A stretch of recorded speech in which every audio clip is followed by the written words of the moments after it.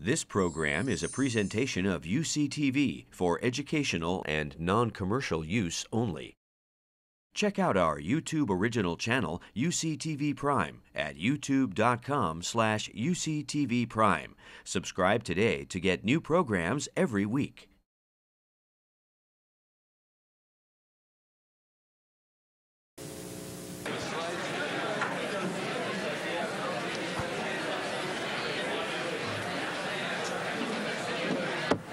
Good afternoon.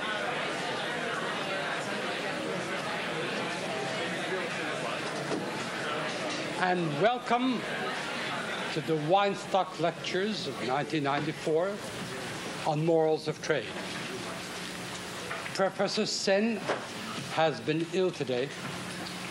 To conserve his energies, my own introduction will be as brief as intellectual decencies will permit.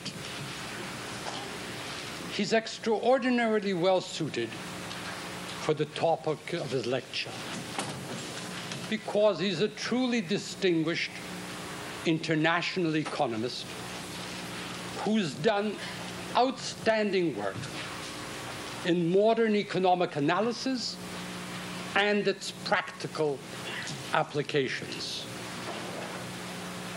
He has published, according to my small library, at least 17 books, ranging from a classic on collective choice and social welfare to a small book which he delivered in Berkeley, the Royer Lectures on economics and ethics, to edited 3 volumes recently on the political economy of hunger. He has served as professor of economics, New Delhi University, at the London School of Economics, at Oxford, at Cambridge, and now is the holder of the Lamont University Lecture on Economics and Ethics at Harvard. Most of the distinguished prizes and honors that the economics profession could accord have been awarded to him. President of the Indian Economic Association, of the American Economic Association, of the Econometrica Society, and of the International Economics Association. Would you please join me in welcoming Professor Amartya Sen.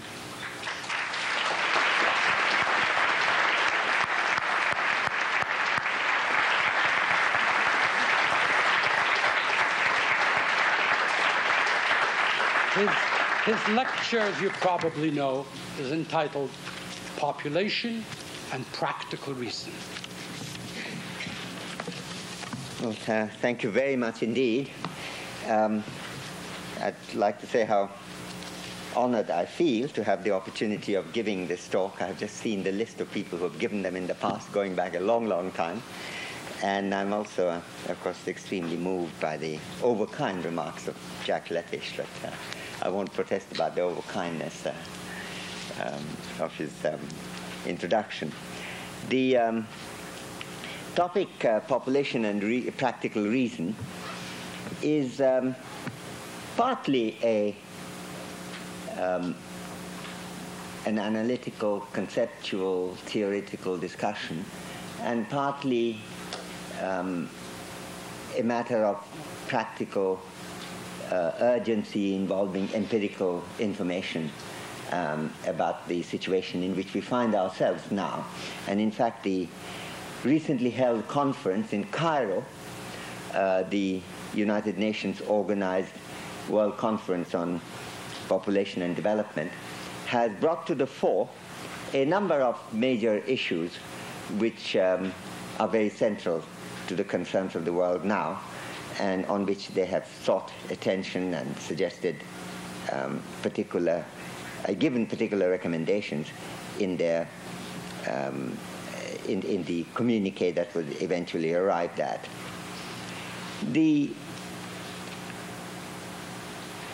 I would like to go a bit far away initially from the immediately practical questions with which Cairo was mostly concerned, though I intend to get back to them.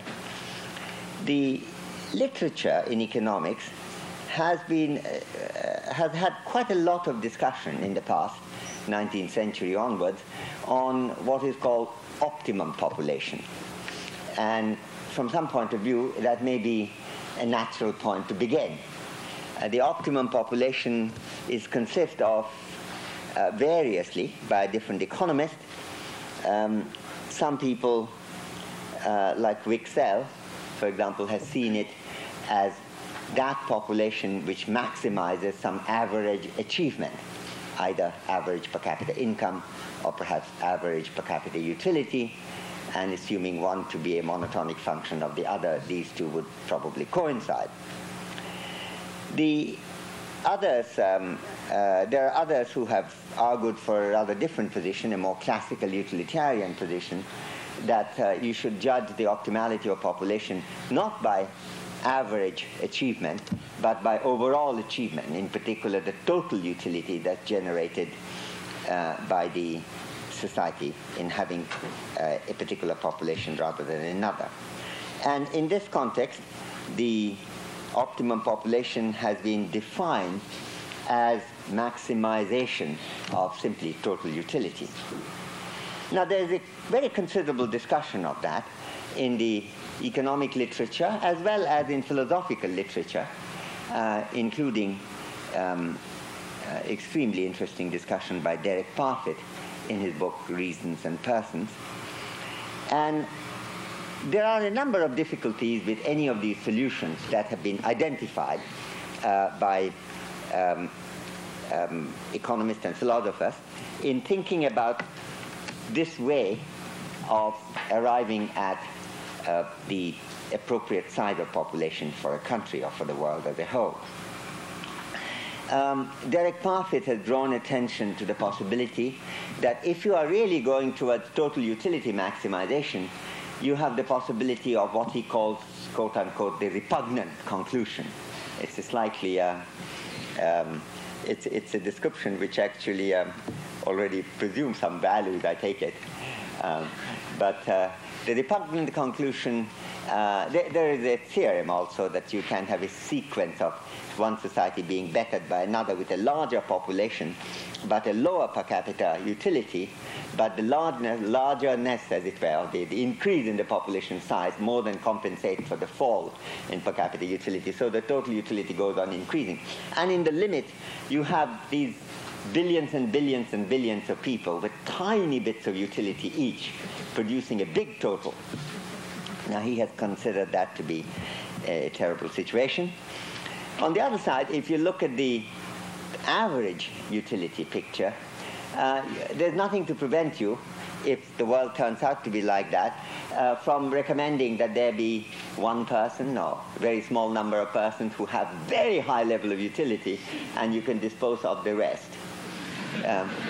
The whole question of what to do with people who happen to be here, and we know what that involves, is a central issue in this optimum population literature, and it's really vague on that subject. There's a whole lot of discussion also about how to go about thinking about these problems. What could be the ethical basis of discussion of these? And there are approaches which go in the direction of something like the original position, but that's not very easy to see, because the original position, as discussed by John Rawls, is one where some people get together in a state of primordial equality to determine what kind of basic social structure they want. But when you're dealing with a population problem, that's a non-starter, because there is no fixed group of people to get together. If there's a question as to whether someone is to be born or not, it's not obvious how she might take part in the discussion before being born and then come out with the conclusion that she should be. And so that approach is not particularly helpful. And I think there's a lot of difficulties in applying the broadly Kantian mode of reasoning in this case. I think to some extent, though that distinction is not often made, the contemporary of Kant, namely Adam Smith's discussion, has slightly greater promise, because the Smithian model differs from the Kantian model to some extent and I say this with great hesitation. I see great philosophers sitting here, and I can see I may be jumped on any moment.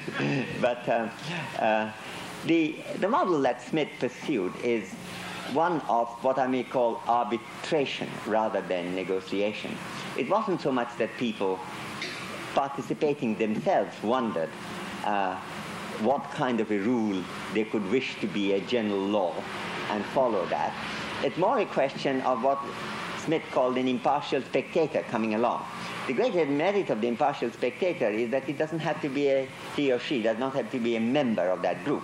So in some ways, the Smith thing had a greater range in this respect than the Kantian approach had. That's a general point I've tried to make in some other context. I'm not sure whether it's entirely sustainable, but there is a kind of difference, and perhaps the Smithian mode of reasoning might have some advantage. There are others who have tried to put forward concretely how you might go about thinking about these, putting yourself to be perhaps an impartial spectator. And C.I. Lewis, in his book on knowledge and valuation, discusses one way of comparing it is to think of your living, the life of everybody in sequence, and then comparing which of the two patterns you prefer best. Now that, as you recognize, requires you to spend billions and billions of years in leading these lives, and it's not altogether clear that it would be very helpful for you to be able to sort things out on that basis, because it's a kind of exercise which I certainly would find entirely mind-boggling, and there may even be others who might take that view. So there's a whole lot of questions raised, both about the approach that one might use, the ethical approach that might use, and the substantial moral principles, whether utility per capita maximization, total utility maximization, or something else which one might pursue. There's a whole literature also, another kind, which especially Charles Blackaby had been associated, and Donald Davidson, and that tries to avoid the repugnant conclusion by saying, well, you shouldn't really go down to zero-level utility. You should count utility above a certain critical level, so that if you had maximized utility above the critical level, the sum total, you would not be necessarily in the state situation of teeming billions and billions, leading a life of very little utility. But that again raises questions as to where do you draw such a critical line, and why should it be the case that a marginal drop beyond that critical level would be regarded as so disastrous that you shouldn't count that. It's not quite clear how you proceed to complete the formula. There's a lot of discussion on that. Now, I would like to begin by saying that maybe the entire approach to this problem through the optimum population theory may be mistaken. That is, it presumes that there is such a thing as an optimum population. It's an appropriate subject matter on which for us to entertain a view as to how many people the world should have, or a particular country should have. And if you take the view that this is something which gets determined on the basis of personal decisions of people in families and as individuals, now then there's a question that there may be still an argument for intervention if things are likely to be absolutely disastrous. But the question is, prima facie, it's not obvious that you would have a good argument to present against that some kind of a general view of an optimum population which takes an integrated view of the whole nation as a whole. If somebody asks me what the optimum population in the world is, I have to confess that I have no clue. And so if you take that view, then what you're trying to do is not so much to dispute one optimum population theory vis-a-vis another, but questioning whether that is the right way of thinking about the problem at all or not. Now, that of course takes us to some extent in the libertarian direction. And one might take the view that this is a matter of personal rights, as my colleague Robert Nozick puts it. People can't do to them things without violating something terribly important. Now that is an approach which would be, I would have thought, in my judgment, when it comes to population policy, probably the right one to begin with. I would not like to end there, because there are problems with it, because it is the case that even though liberty is very important, you have to also consider whether the exercise of these liberties might lead to situations which are terribly disastrous for everybody else. So I think that's why the empirical questions become very important. I might remind you that Robert Nozick also, even in his book Anarchy, State and Utopia, did make an exception to what he called catastrophic moral horrors, which would be an argument for violating liberty. And I think that's a move in the right direction. That is, you take something as basic and then say, well, unless there's something terribly extreme happening, you might have good reason to stick to that position. That, at any rate, is the position that I'm going to follow, though it's not obviously Nozickian in the sense that he had a whole lot of other rights, including property rights, which he would like to include in it, which I do not see any reason to include. I'm speaking strictly about population, the family's autonomy to determine how many people to have, and the individual liberty to reproduce and decide how many children to have. That approach, that people might be left on their own to determine how many children they should have, has got into difficulty over the last 200 years with critiques of various kinds, and particularly from a whole line of reasoning put forward by Thomas Robert Malthus in his essay on population in 1798, nearly 200 years ago. He was not the first to worry about the population size being too large, which would reduce the standard of living. Indeed, Aristotle has a discussion on that subject. But it is Malthus who outlined the enormous problems, as he saw it, of population growing on its own at what he thought would be geometric progression, and food supply falling behind that. So he had an economic model of this kind, that since the population base on which it grows depends on the size of the actual population, it's always a percentage of that, so you tend to get a geometric progression out of that, whereas out of that, increase in population, given the fixity of natural resources, in particular land, you get diminishing returns. The APGP was to, as an attempt to get great profound insights from trivial mathematical formulation, a tendency not unknown now, but it's had the effect of drawing dramatically attention to that contrast. Now, the Malthusian picture has not really come out very well since then. I mean, Malthus thought that the world was already overpopulated. There were less than 1 billion people at Malthus's time. And since then, the population has expanded to nearly 6 billion. And nevertheless, the per capita income and standard of living, at least in some sense, have dramatically increased rather than declined. And it has continued to do so even in very recent years.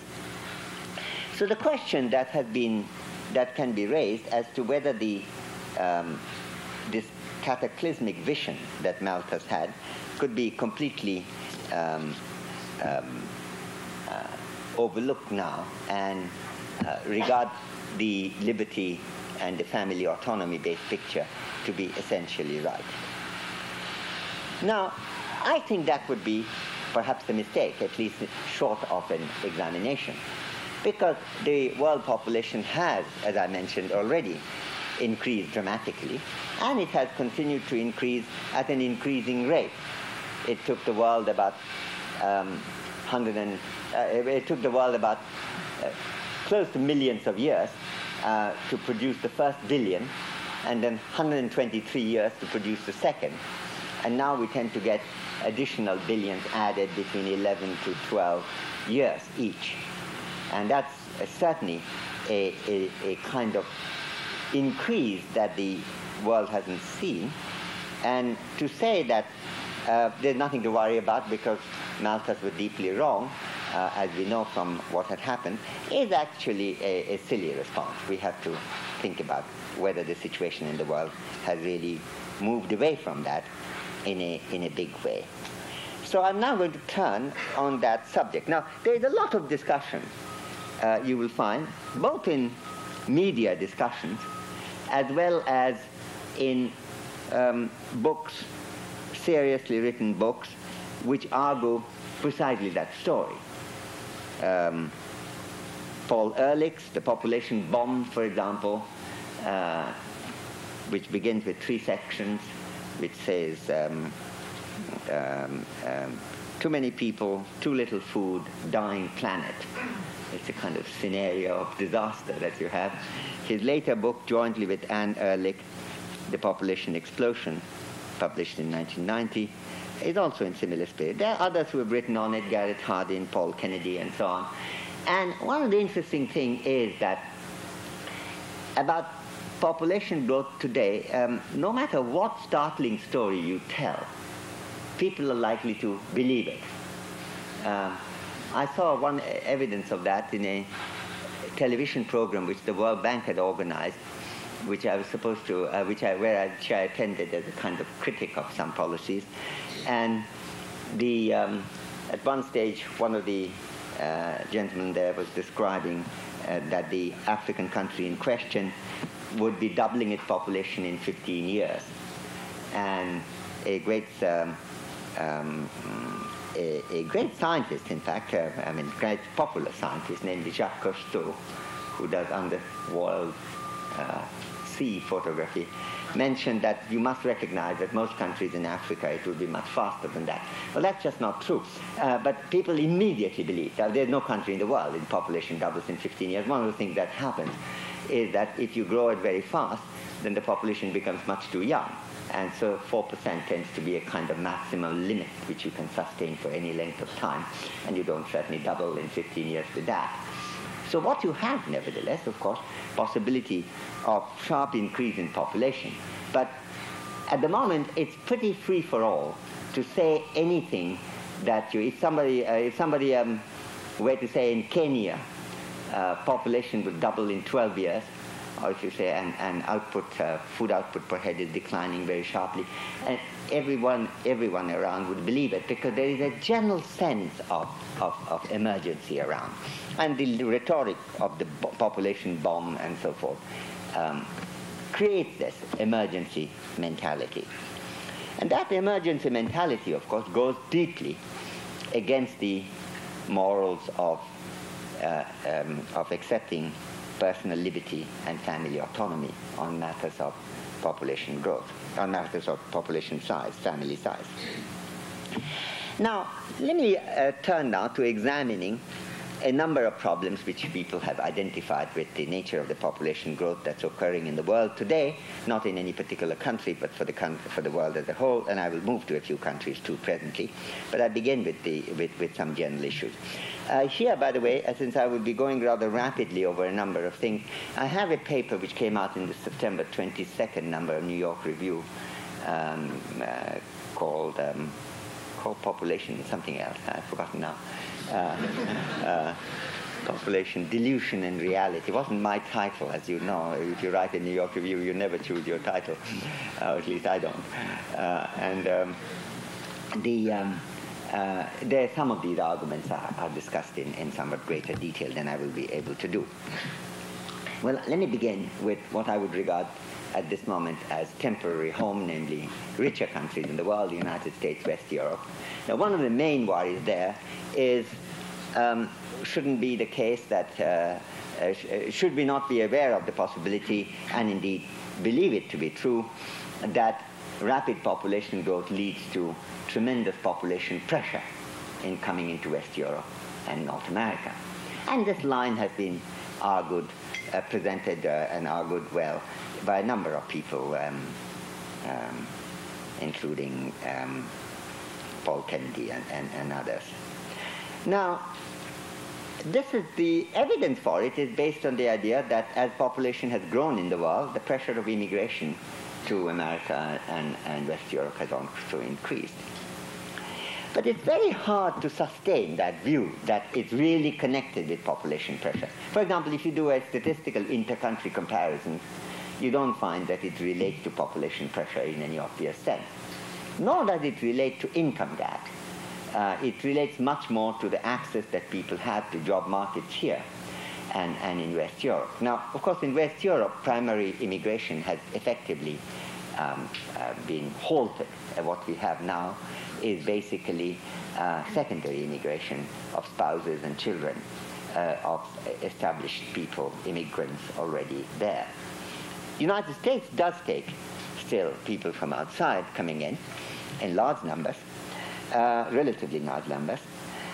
But these are dealt with by a process which includes labor certification, whether you have employment and what kind of employment you have, and whether there's a skill which you have which is not replacing anybody in the States and so forth. So that by the time you have gone through this calculation, you're dealing with a whole lot of rather job-worthy people.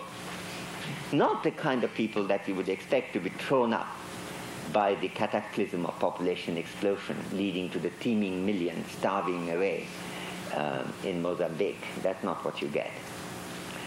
You don't even connect it to any kind of connection with income gaps. For example, Mexico remains a major supplier of immigrants, illegal immigrants too, in this country. And the reason is quite easy to see, that it is possible for Mexicans to find employment in a way that it may not be for a Nigerian or Mozambican to do. And that's really concerned with the dynamism of international capitalism. And that applies not only to the features of legal immigration, it also applies even to illegal immigrants, because illegal immigrants come in search of jobs to survive on the basis of getting a job. It's a very different group of people that you're looking at. Whether you're looking at guest workers from Turkey in Germany, or whether you're looking at illegal California farm laborers, you're looking at a process where people are coming in for employment with the connivance of the employers. And you are looking at a situation which is more international. And indeed, since I'm often taken to be rightly a critic of capitalism, I ought to say that as the world has closed and the political boundaries have become more and more viciously controlled all over the world, the dynamism of capitalism remains one of the truly international forces left in the world at this time.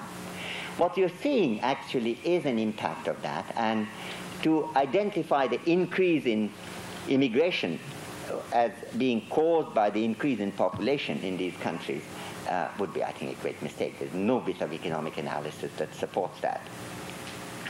There's another question which is sometimes put, which is not so much immigration, but should we not be worried by the fact that the composition of the population of the world is changing? For example, in 1950, the proportion of Asia and African population in the world was 63.7, and now it's about 72%. And so there has been a rise, and it's likely to go on increasing. And in fact, the UN projections suggest that it will go up to 78.5% by 2050. That is the middle of next century. And some people are concerned that in some ways the racial balance of the world is getting unbalanced. Now, one doesn't quite know how to treat this issue, because racial balance isn't an issue that has any intrinsic importance other than what we choose to give it. On the other hand, it's also important to examine the genesis of this change. If we look historically back, we will find that the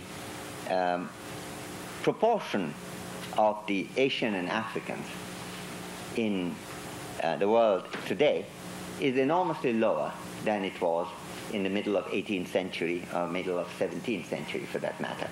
In fact, if you like, I'll give you some numbers.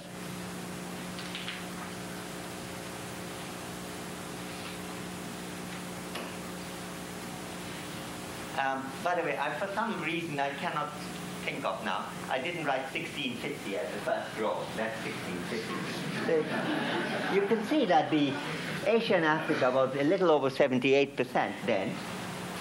And by 1750, it still remained much the same. And then, of course, began the Industrial Revolution. And a dramatic increase in population in the area of European settlement, which went up from 21.7 to 28.6, and then by 1950 to 36.3.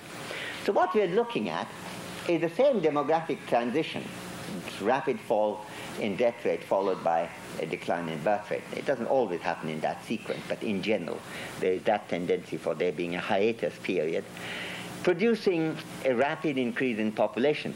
And if the UN projection is right, by 2050, the world will return roughly to where it was in 1650 or 1750.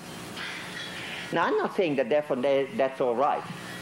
I'm not saying any such thing at all, since I don't take a view that optimum population makes sense, nor do I think an optimum division of population makes much sense. But to assume that from 1950 onwards, there has been a dramatic rise in Asian and Africans and a fall of the European proportion of the population, and that indicates some unbalance, is very ahistorical. It overlooks the fact that these regions of the world are going through exactly what happened to Europe and North America and Australia earlier on. And so if there is an issue to worry about here, it isn't because it's a kind of balance completely unknown to the world in any situation. Now, I don't really think that these are very serious things. By the way, I had another picture on it. Some people prefer to look at charts. And so that's what you will get if you want to look at that. That's the period of Industrial Revolution. And we are now just over here. And we will go up, of course. But we'll get back to where roughly we were in 1650 and 1750.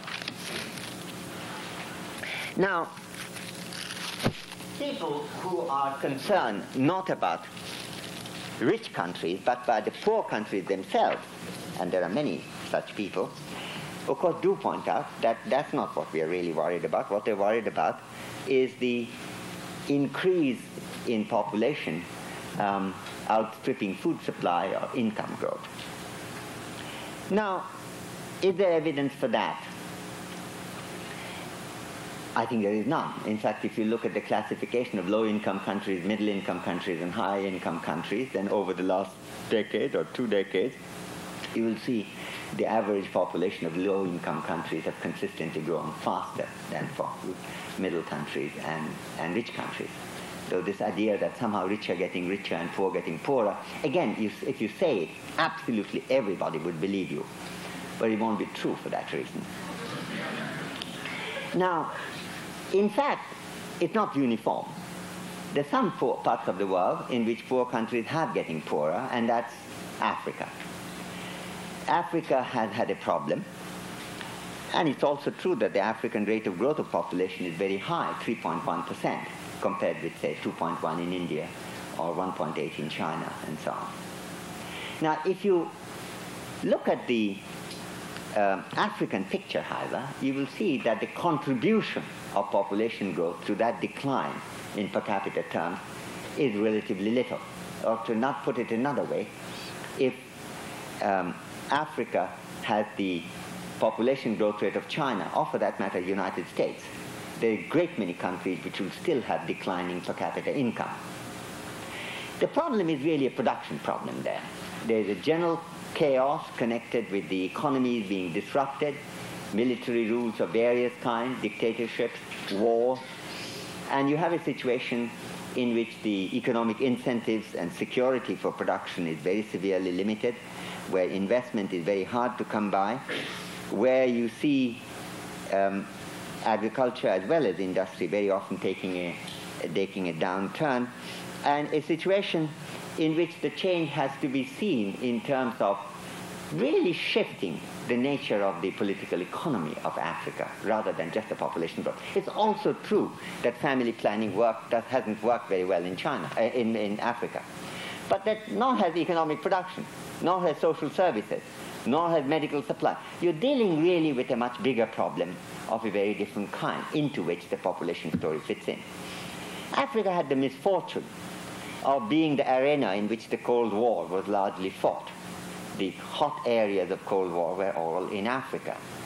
And depending on which side you are on, extremely anti-democratic dictatorial militarist regimes would be immediately supported by each side. A client state of the United States will get immediate support through the Cold War period without any questions asked, and a client state of the Soviet Union will have the same. Some countries shifted. Somalia, nice little Soviet client state, then became a United States client state, and then became a Middle Eastern client state. So you are really looking at a situation where Africa has been really messed around a great deal by the international situation. And if you compare the situation with the late 50s, early 60s, which is when I first visited Africa, I remember still the dramatic impression visiting Makerere College in Uganda of how active the news journalists were. In fact, I remember writing to a paper I used to write for often in India, named Economic Political Weekly in Bombay, saying how much more probing and critical the journalists in Africa were. Well, within 6 years of that, I was told 80% of the people I dined with had been killed. And of course, Africa went into a big downswing from late 60s onwards, from which it is only now emerging. So you have to really view the African problem differently, and to see it as a population problem would be a great mistake. Now, what about food supply? Because Malthus did not say that income per capita will not keep up. He said that food production wouldn't keep up. Now, we know from Malthus's time to now, there has been a very large rise in food production, considerably higher than the population size. But what about now? Are things changing? And you would again hear, if any year there is any slackening, you would hear tremendous stories of impending disaster. I don't see, looking through the trend of food production, any tendency in that direction. We have to look at the economic analysis of prices and incentives in a moment, but just let's begin with the inert statistics of total food production. The total food production between 79-81 and 1991-93, 3-year average to avoid year-to-year fluctuation on which the alarming stories are based, indicates that there was altogether a 3.2% rise in per capita terms over this period. But you might say, well, that need not indicate there is no problem, because it depends on where the food production expansion is taking place. That's not entirely the right way of thinking about it, because food can be bought and sold in the market, in the international market. But it's not a bad thing to look at, especially since many people in the developing world live on producing food themselves. Has there been a situation whereby the total output of food in the world has been kept up by the United States producing more and more wheat and feeding the world while it goes down in the poor countries? Well, actually that's not the case. In fact, Africa, that is the case. But in fact, where the bulk of the population, nearly 2/3 of the increase in population is taking place in the world, namely in Asia, exactly the opposite is true. The per capita food availability has been going up persistently. So this is the breakdown in terms of, I've done it in terms of indices.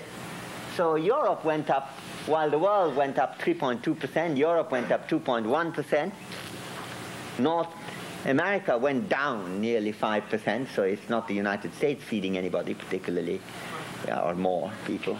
Other developed countries went down more than 10%. Africa went down, as I mentioned, 6%. All these green numbers are down. Asia went up 21.5%, 22% nearly, of which China had an increase of 39% per capita, and India had an increase of 23% per capita. And these are the areas between the two of them. They contributed, between China and India, they contributed to nearly 40% of the increase in population in the world. So that you're not seeing a picture whereby the population is outrunning food supply even in the regions in question, other than Africa, where, as I mentioned, there's a general problem.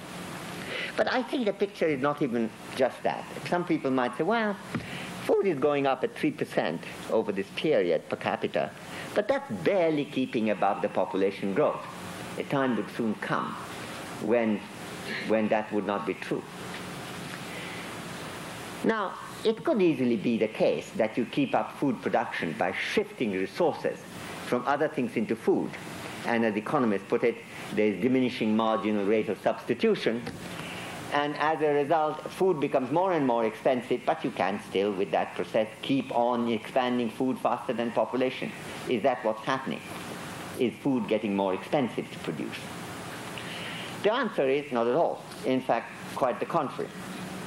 Food is enormously cheaper today than it has been in the past. This is true in the long run, and I give you first the long run picture. This is the from 1800, at the time that Malthus's book was published, to now. And you will see, while there are ups and downs connected with wars and such, in general the trend there is clearly a downward one. And in constant dollars, the food is considerably cheaper, 15-20% cheaper today than it was in Malthus's time, in fact a bit more than that. But what about the recent trends? Again, over the last 3 decades, food prices have been falling quite dramatically. Just to give you one measure,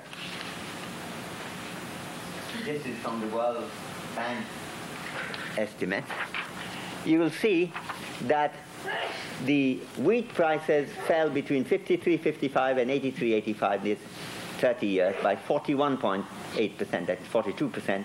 Rice fell by 57%, sorghum by 39%, maize by 37%, and so on. You're dealing with a situation when food is getting increasingly cheaper. Certainly no story of there being diminishing marginal rate of substitution. But more importantly, it's also telling you why food is not expanding more.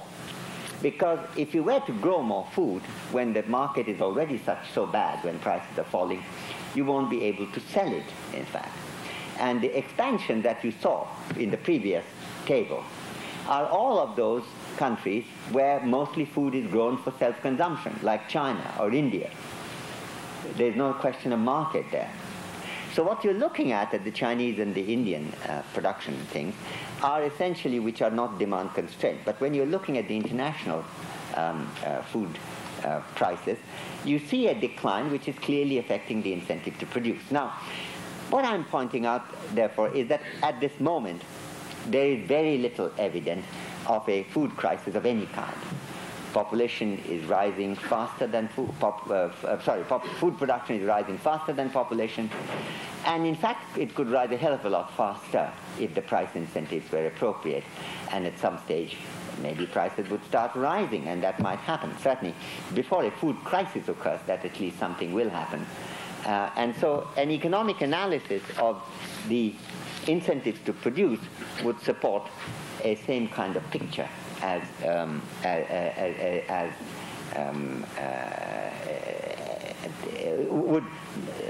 would actually, not the same kind of picture, would actually make it even less plausible to believe that the world is facing a food crisis now. Now, this doesn't mean that the world has an unlimited capacity to produce food. I'm not saying that. The population could grow to a size, not just 9 billion or whatever, 10 billion or whatever it is that people think now might be conceivably possible, but it could grow to a size such that it would not be possible to produce that much food. I'm not saying anything on that. All these tell you about the situation as we see it now.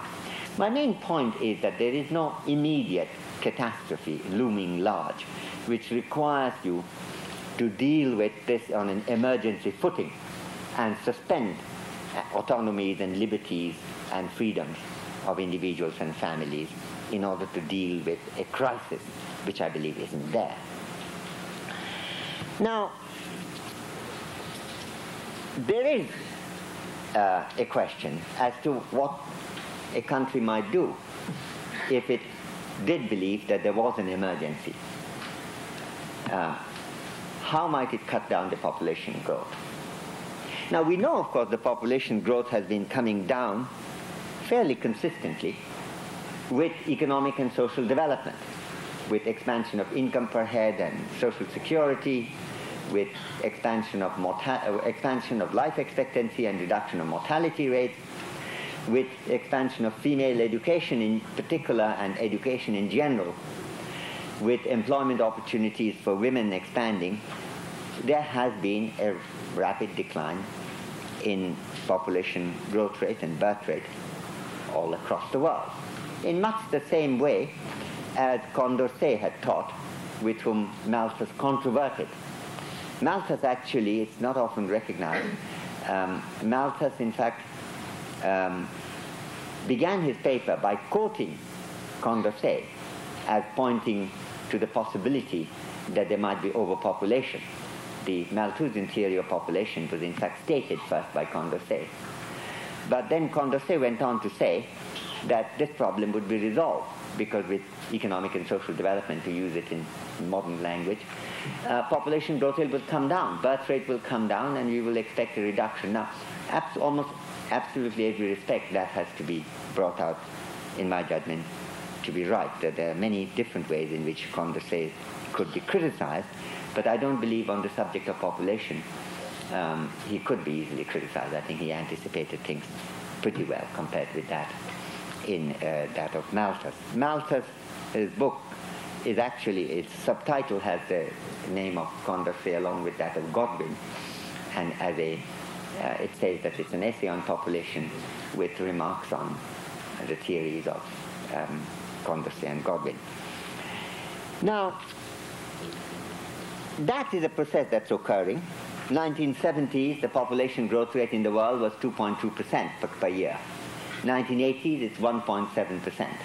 And 1990s, we expect it to be considerably below 1.5%, and so on. It's coming down.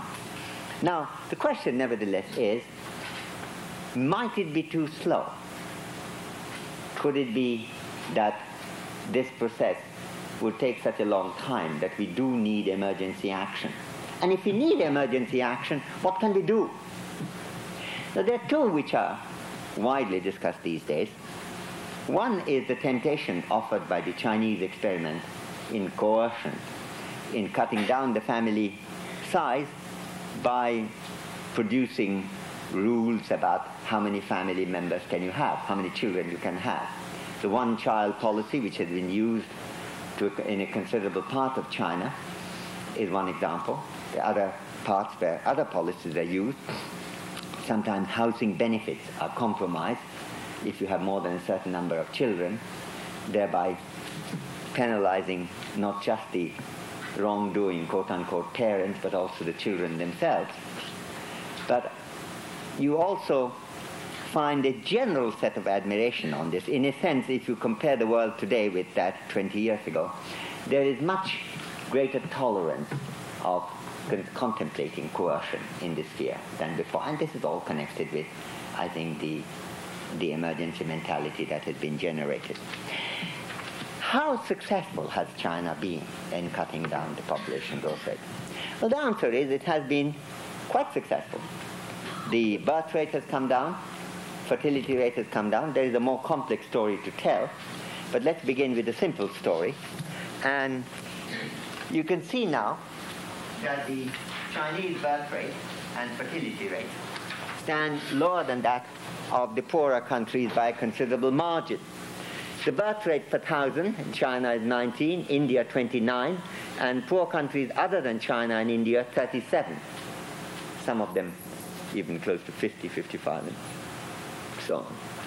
Fertility rate, which tells you how many children a couple produces, so 2 is what is called replacement. China had got to the replacement level of 2.0, whereas India is at 3.6, and poor countries other than China and India happen to be 4.9. So the Chinese success certainly seems quite remarkable in that sphere. Now the question that arises is this: can we discriminate between different things that have been happening in China? One question. Well, certainly China has also been, over this period, having economic and social development, expanding female literacy, expanding employment opportunity for women, reducing mortality, expanding life expectancy. One way of asking the question would be to say, are there many countries in the world which match China in terms of these development achievements and still has higher fertility rates? The answer is very few. Thailand, 2.1, hardly above Chinese, would be one example. Jamaica is an example, 2.7. And third is Sweden, 2.1. I don't think people have yet thought about compulsion in Sweden in this context. And there's no other country in the world which matches China's development achievement as a higher fertility rate nevertheless. Another way of looking at the problem is to use the information that's available in discriminating between the developing countries and in discriminating between different regions of India, which is a large country with a very diverse operation. Number of countries, if you look at Korea or Sri Lanka, they're very different, in some economically more successful than others. But in social development, in these spheres, female literacy, employment, and so on, they have expanded. And you see the decline in fertility rate to be comparable. The question that arises in the context of India is particularly interesting, because India is a country of great diversity. There are some regions, like the northern Hindi heartland, UP, Rajasthan, Madhya Pradesh, Bihar, where the fertility rate is very high, between 4.5 to 5.1. And there are other regions where it has dramatically come down. If you take Kerala, its fertility rate now is 1.8 as opposed to China's 2.0, and its birth rate is also lower than that of China, 18 per thousand rather than 19 per thousand. Now, Kerala, of course, is a case where you have no compulsion at all, but you have a high rate of female literacy, and you have a high life expectancy, and you are seeing there the impact similar to Chinese in terms of development, but a little bit more, and in fact a little bit more achievement. So not obvious what compulsion is actually doing. One way of asking the question is to compare the experience of China since the one-child policy was introduced in 1979, and in the same period what happened in Kerala and even another Indian state which has recently taken a plunge in birth rate, namely Tamil Nadu, which many of you would remember as Madras. They have all been renamed. Now, if you look at that, these are the figures dealing with 679, when the one-child policy was introduced in China, when China had a fertility rate of 2.8, Kerala had a fertility rate of 3.0 in the same year, Tamil Nadu of 3.5.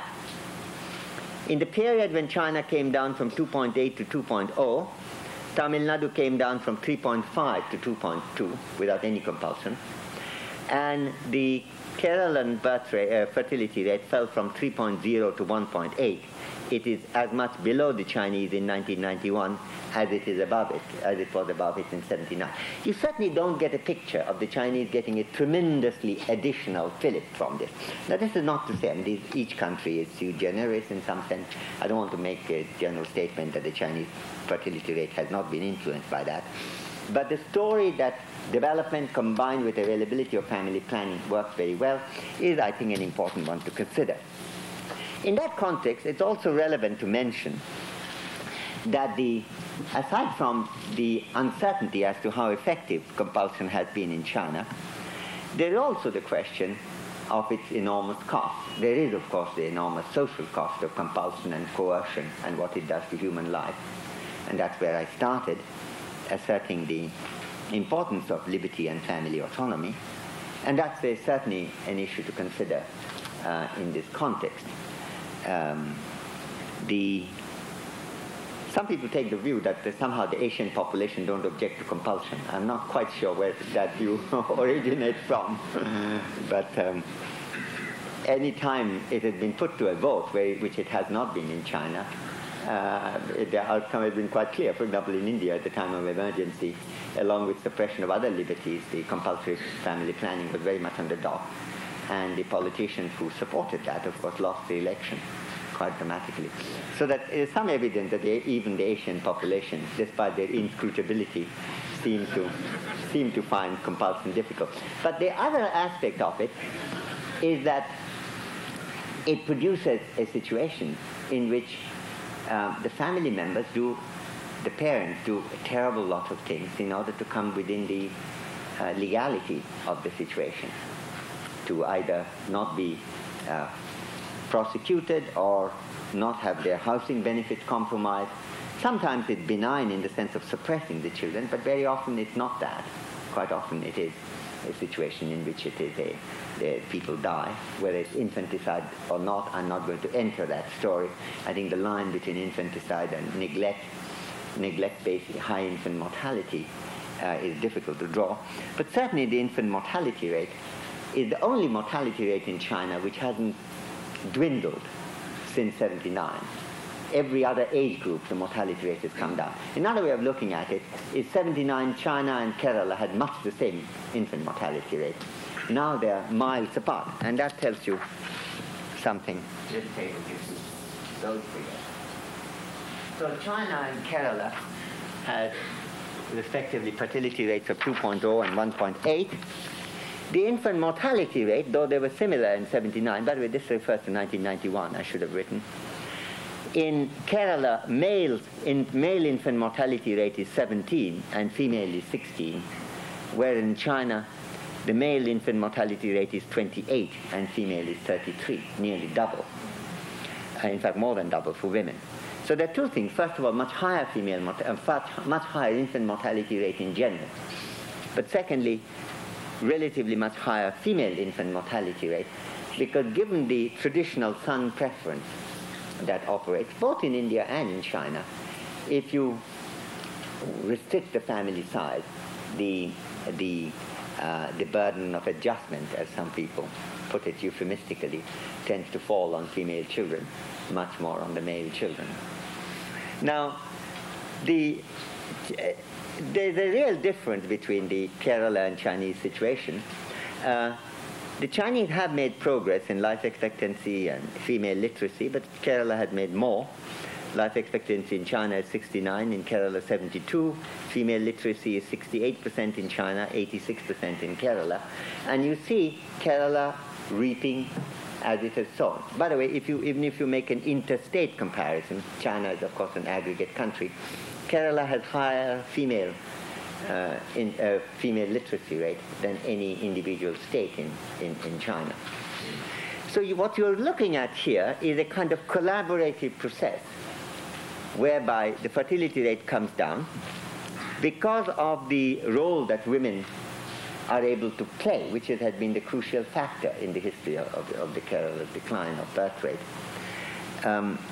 And one general proposition is that given the fact that women in particular have to bear the brunt of the high fertility rate that affects many third world countries, the natural group to rely on for cutting it down are of course women. And anything that increases the power of women has the effect of reducing fertility rate.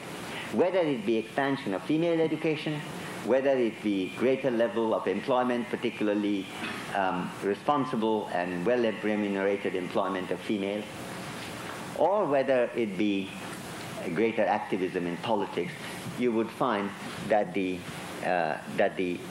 expansion of women's agency has had the effect of reducing fertility rate sharply, and that's what you are actually seeing in China and Kerala. One of the pieces of statistics, which of course is a cumulative one, which is important to bear in mind, if you go by the ratio of female to male in the total population, which tends to be about 1.05 in Europe, though as Ansley Cole points out that would have been somewhat lower in Europe and North America, but for the higher male mortality in past wars, would be possibly 1.02 or 3 or 1.04. In Kerala, the ratio female to male is exactly that, 1.04, whereas that in China is 0.94, like that in India as a whole, namely 0.93. So you are really looking at a situation where women's agency is playing a very big part. Now, I would conclude by mentioning that I think we have to really get away from the emergency mentality about population and not try to outweigh the basic concern that we have for individual liberty and family autonomy in doing practical reason about population on grounds that something dramatically, breathlessly has to be done right now. Nothing needs to be done right now in that form. What needs to be done right now is to expand the processes of collaborative expansion, female education, more employment for women, more involvement in politics, and expansion of life expectancy, which on its own will have the effect of reducing birth rate combined with the availability, wide availability of family planning methods. Incidentally, in Tamil Nadu, which is the second highest literacy in India, it's still quite a bit behind Kerala, but in fertility decline it's come down, and there the activism of the family planning program certainly has played a part. I would mention in this context that that while I've dismissed the short-run concerns about population arising from food supply or income growth and so on, and even the long-run concern about immigration pressure or the balance of the population in the world, the racial balance, I've not taken the view that there are no long-run problems. I think the environmental pressure is a serious one. Sometimes people say it doesn't really matter because most of the population expansion takes place in poor countries, and one American consumes and pollutes the world 30 times more than an Indian or Zimbabwean does.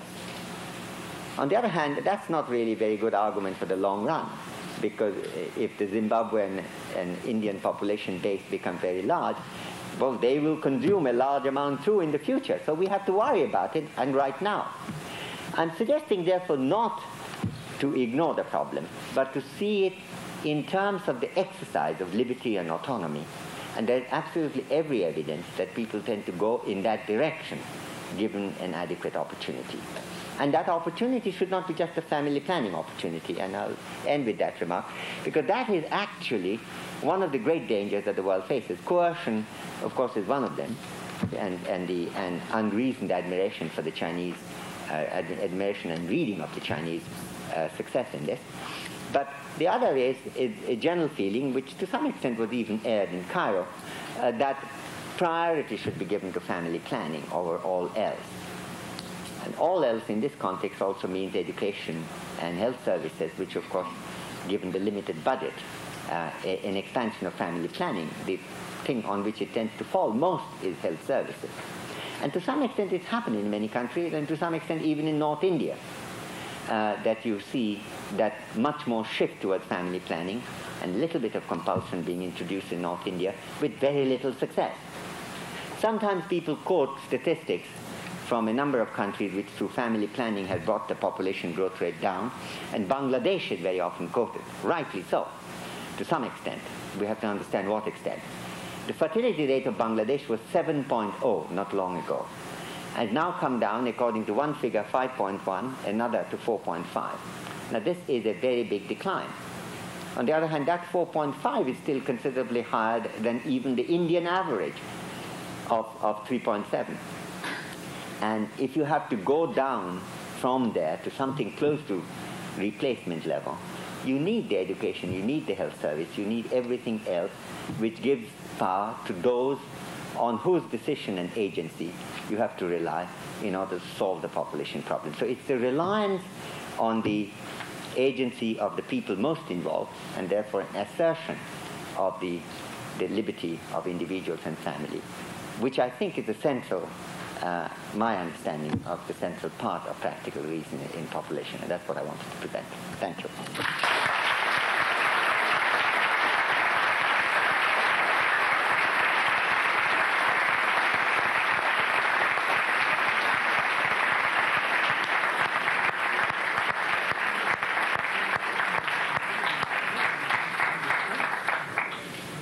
Thank you very much, Professor Sen. A distinguished economist was once introduced before delivering a public lecture at Cambridge in England, and his good friend turned to the audience and said, "There's the general view that a public lecture is going to say something fresh and have some interesting results. I want to disabuse you of that view right away." But that certainly was not the experience we had with Professor Sen. He will be pleased to answer questions which he will field himself. Yes.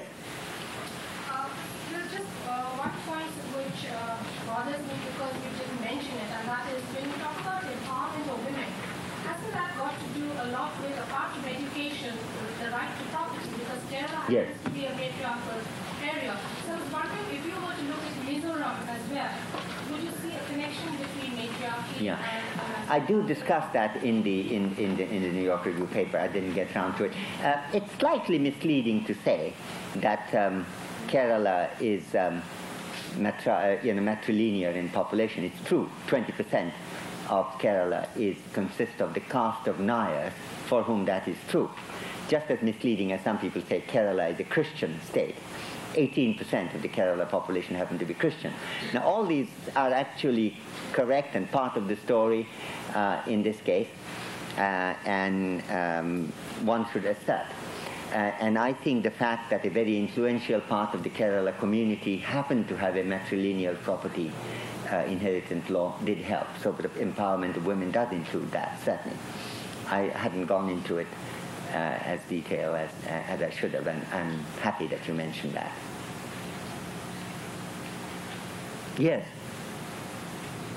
I was surprised to hear you say that you thought that there was more tolerance today of the idea of coercive measures to control population. I would have thought that if anything has gone the other direction since the late 60s and early 70s, when there was, I think, more tolerance than there is now, and that's reflected in part in just looking at, for example, Ehrlich's work. And the 68 work is much more prone to sort of making statements about the need to coercively control things than the 1990 work, which repeats many of the things about the need to improve the status of women.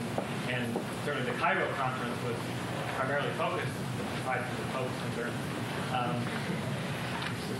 on precisely those steps. And so it doesn't jive with at least what I observed to be what you said to the education. I'm just wondering if you could... Yes. I think certainly it's true that the Cairo conference did not give any room to compulsion, and that was one of the great features of the Cairo conference, I think. And in that context, it was a rare agreement between the United States delegation, which also took a strong position on that, along with that of many of the leading third world countries. On the other hand, as a general rule, I think it would be a mistake to read, I believe, it the way you're reading. If you look at Ehrlich's thing, what happened between the first book and the second is that it was quite clear that food supply was not falling behind population in the way the first book predicted it was, described it was doing. And there were a number of things. There was a book by two Paddocks, W. Paddock and H. Paddock, I think, I can't remember them, describing called Famine 1975. And it mentioned why, published in 1968, saying why there would be a famine in the world because there would be so many people. And India in particular was completely written off and saying that there's no possibility of it meeting the food production of that time. And as we saw, that it actually has had a 23% increase in per capita food output. In general, the reading of the world has moved away from that degree of fearing immediate crisis. I think that's one of the things that certainly happened. For one thing, people have learned now not to attach dates. You don't say famine 75.